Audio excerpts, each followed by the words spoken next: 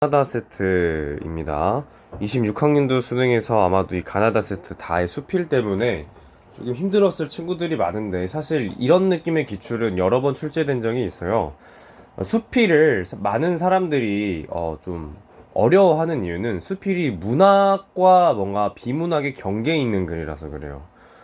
그러니까 수필이라는 거는 사실 뭔가 소설처럼 순수 문학이라 보기에는 어렵잖아요. 그쵸?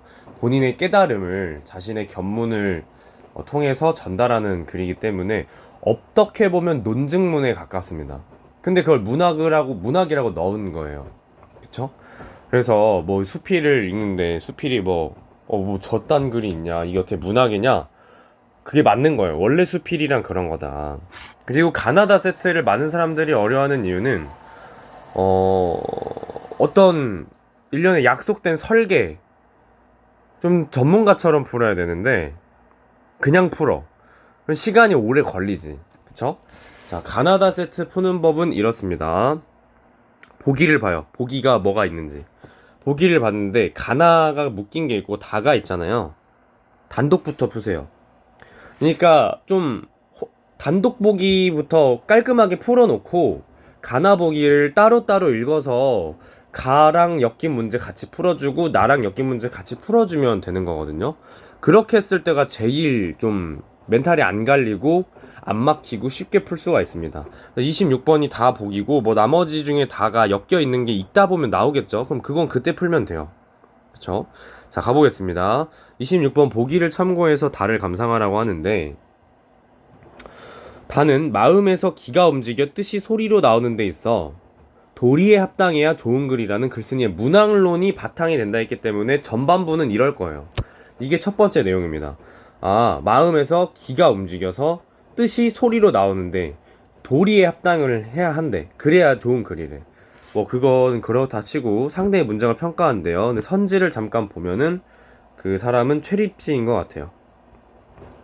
제목이 최리백에 주는 글인가 그렇죠. 앞에 두 개가 문학론이겠죠. 그래서 우리는 문학론에 대한 이 사람의 주장을 보면서 1, 2번을 보고 나머지 평가를 3, 4번에서 하면 되는데, 다를 풀었을 때 이 수능이 굉장히 이득이었습니다. 왜냐하면 문학론까지만 봐도 두 문제가 풀려요. 너무 좋잖아. 그래서 저는 사실 실제로 풀 때는 밑에 최리배에 대한 칭찬을 안 읽었습니다. 굳이 읽을 필요가 없더라고요. 자, 달을 먼저 보겠습니다. 천지간에 만물이 소리를 내게 만드는 건 무엇인가? 수필 읽을 때는 이 사람이 뭘 주장하는가에 초점을 맞춰서 읽어야 돼요. 그게 목적이어야 돼요. 좋은 글에 대한 게 목적이었죠. 만물이 소리를 내게 만드는 것은 무엇인가?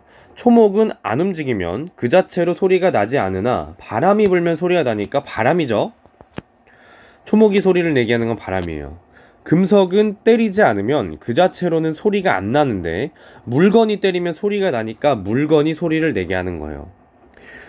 무릇 크고 작은 만물이 소리를 내는 것 또한 그렇게 만드는 게 반드시 있대요. 그러니까 뭔가 만물에서 시작해서 글로 가겠죠.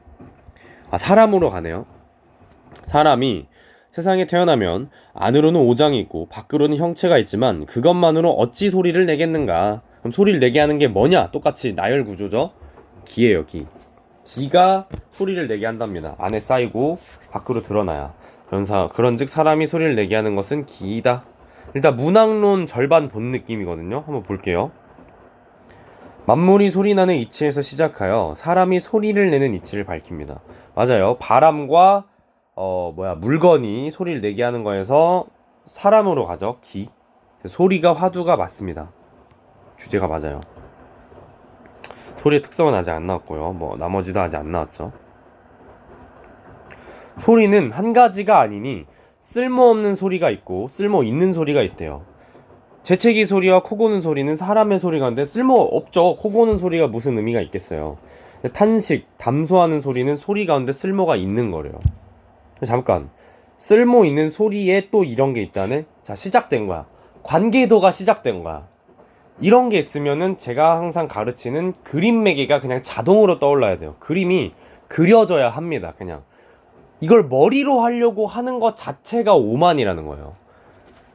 자, 소리가 있어요. 그죠? 쓸모가 있는 게 있고 쓸모가 없는 게 있어요. 이건 감정 같은 건데 쓸모 있는 거는. 그 중에 아름다운 것도 있고요. 추한 것도 있대요. 자, 듣기 좋은 소리래. 사람이 소리를 듣고 좋아하면 아름다운 소리래. 이건 듣기 좋은 거야. 자, 아름다운 소리에는 실상이 있는 소리가 있고, 죄송합니다. 흩어지는 소리가 있대요. 뭐 이렇게 많아? 실상이 있는 소리가 있고, 실상이 없는, 즉 흩어지는 소리가 있다네요.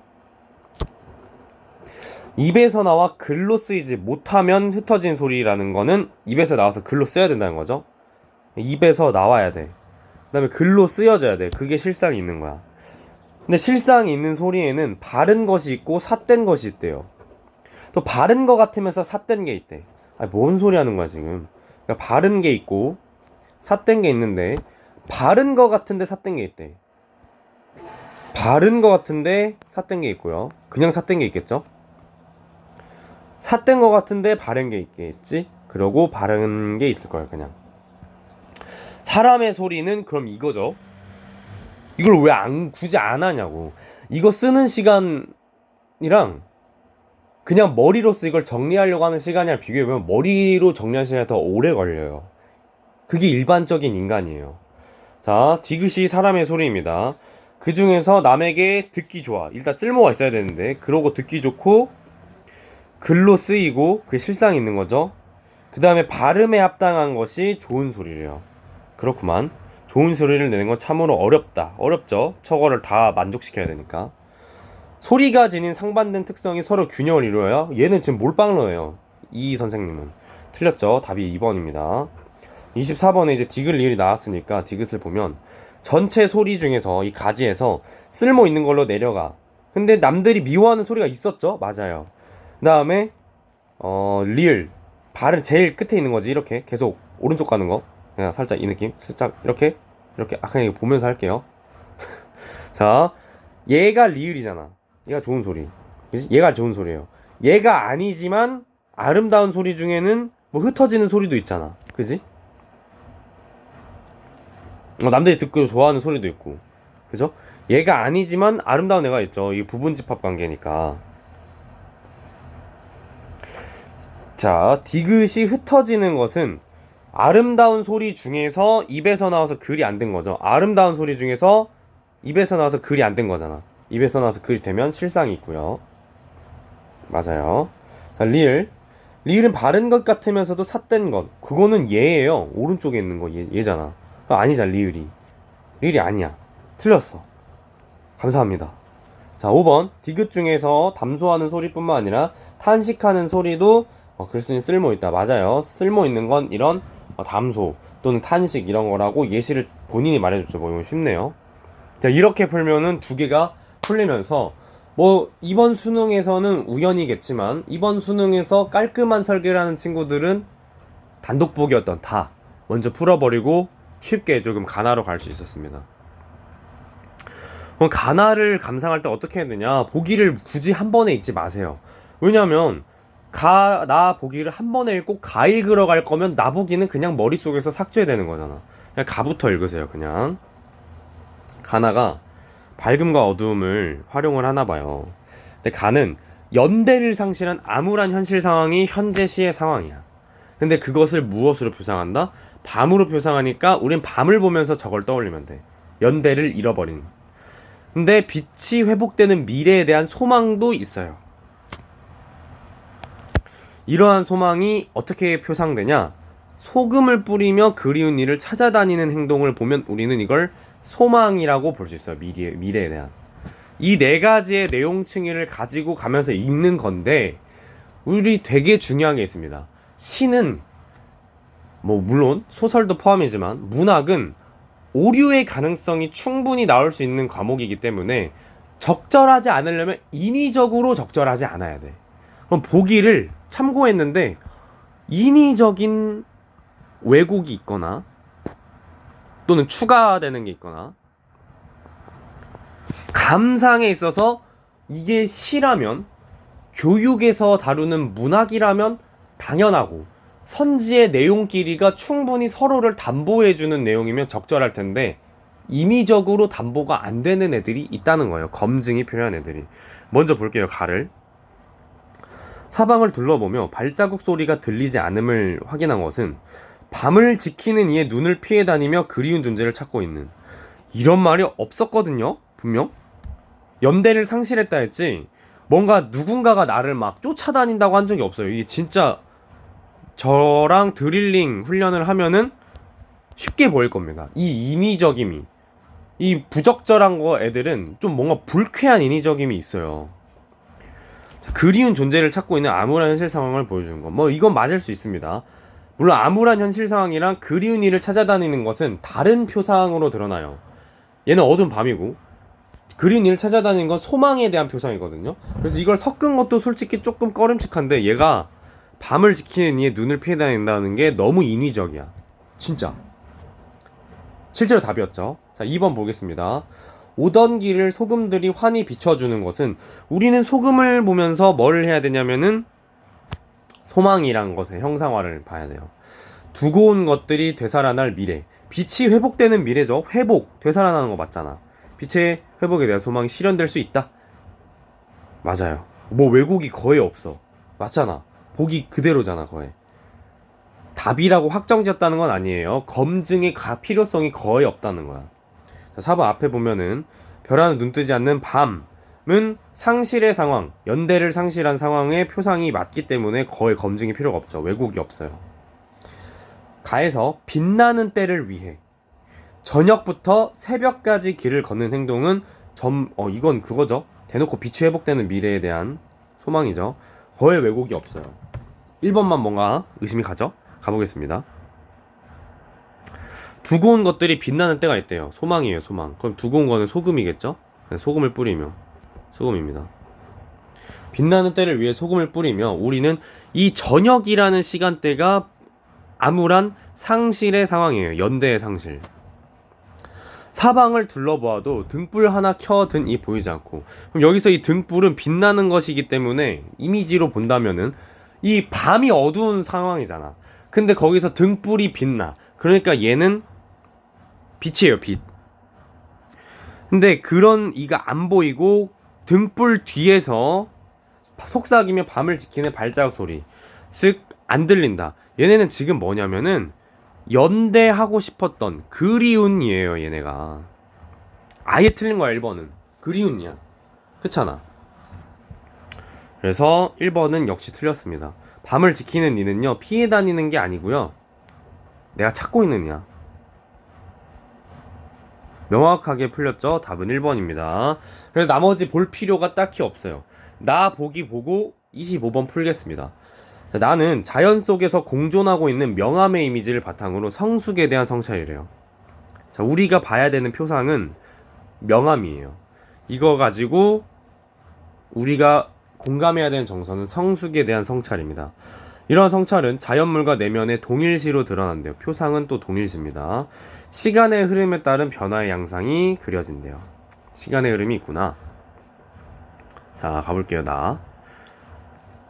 대상이 자연물이 감나무 잎새였나봐요. 감나무인가봐요. 감나무 잎새를 흔드는 게 어찌 바람뿐이랴. 그럼 여기서 정리하면서 읽으세요. 여러분, 맥락은 정리하면서 읽는 겁니다. 바람뿐이랴 라는 걸 보고 아무 생각 안 하는 게 아니라 바람 말고도 흔드는 게 많다. 감나무를. 바람, 눈, 아기들, 이렇게 감나무 잎새를 흔든다는 거야. 바람이 흔드는 게 감나무 잎새뿐이가 아니에요. 이거 뭐 개소리야. 바람이 뭐 이렇게 흔든다, 이게 아니죠. 이 의미가 틀렸습니다. 감나무 잎새를 반짝이는 게 햇살만 있는 게 아니라는 거죠. 아까는 오색 딱따구리가 따다다닥 찍고 갔어. 나무 이미지. 여러분, 시는 이미지예요. 막 해석은 보기가 해줬잖아. 해석은 여러분이 딱히 막 깊이 있게 하는 게 아니야. 그냥 이미지를 그리는 거야. 딱따구리가 있었어. 미안해요. 미안해요. 자, 딱따구리가 있었어. 이게 아까니까 아까. 과거. 근데 봐봐. 시방은 청설모가 쪼르르 타고 내려오네. 청설모 어떻게 생겼죠? 청설모입니다. 청설모가 이렇게 탔다가 다시 내려와. 이건 지금 내려오네. 자, BC는 뭐야? 내가 그냥 본 거야. 과거에 본 것과 지금 본 거야. 그죠? 움직임을 통해 감나무 열매가 충분히 익은 상태의 짐작. 이건 검증이 필요한 거야. 자, 사랑이 끝났다. 사랑이 끝났대요. 자, 이거네. 그럼 이제 성숙에 대한 성찰이야. 자, 그리움이 생겼어. 그리움이 자라면 땡감이래. 땡감 모르지 않겠죠? 땡감은 안 익은 감이에요. 결정됐죠? 안 익은 상태예요. 자, 만난 거 아닙니다. 과거와 현재이기 때문에 시간이 달라요. 사랑이 끝났음을 떠올린 건 맞아요. 근데 이게 아니지. 자, 4번. 감나무를 얘네가 떠났잖아. 지금 떠난 것까진 맞아. D와 E가 오는 것을 봐야 돼. 일단 때론 머리 위로 흰 구름이고 때론 온종일 장대비를 맞아보게. 그러니까 이런 것들은 이 사람이 긍정적으로 생각하는 거죠. 뭐 어렵게 해석하는 거 아닙니다. 자, 오는 것을 보면 머지않아 새로운 사장이 시작될 걸 기대하고 있다. 맞아. 보게잖아요. 권유잖아요. 지금 보고 있는 게 아니에요. 권유기 때문에 보고 있는 것도 아니야. 사실 보고 있는 것도 아니야. 그리고 새로운 사랑이 시작될 걸 기대하고 있다. 여러분, 지금 주제가 뭐죠? 성숙에 대한 성찰인데 새로운 사랑의 시작을 기대하면 안 됩니다. 뭔가 미성숙한 거잖아요. 이건 인간적으로 맞을 리가 없어요. 주제 어긋나요. 적절한 거니까 주제에, 자, 적절한 거면 주제 또는 인간의 포괄적인 내용이어야 돼요. 알겠죠? 아니면 그 자체로 문학이야. 문학이 담보해주는 내용이야. 5번 봐봐. D를 만나기도 하고 E를 권유했잖아. 그럼 이걸 무의미하다고 여기는 거겠습니까? 유의미한 거잖아요. 잘하는 과정 맞잖아요. 다 5번이에요. 너무 당연한 내용이야. 그럼 다 푼 거예요. 지금 다 풀었어. 그렇구만. 그럼 이 동일시만 적용을 한다면은 나를 감나무라고 생각하고 장대비랑 흰구름을 이는 거는 감나무죠, 실제로는. 근데 그걸 나랑 동일시해서 맞아보게 하고 있는 거예요. 다 풀었습니다. 이제 서술상의 특징은 중간중간에 풀거나 마지막에 몰아서 푸는 걸 추천하는데, 사실 때론 그리고 잘하면 방금 이 가정적 표현이 나왔기 때문에 맞아요. 대상의 속성을 드러내는 거는 무조건 맞죠. 저 행위들 자체가 감나무에 대한 거잖아요. 감나무 맞고요. 다의 가정법만 있으면 좋겠습니다. 가정법. 뭐뭐 하면을 찾을게요. 크게 부딪히면 큰 소리가 난대요. 맞죠? 답은 5번입니다. 그래서 이런 식으로 설계를 통해서 조금 답답하지 않게 하나하나 격파해 나가면서 문학에서의 좀 당연함과 이질성을 염두에 두고 가 읽고 가 설계해서 풀고 나 읽고 나 설계해서 풀면 복합 세트는 그렇게 어렵지는 않습니다.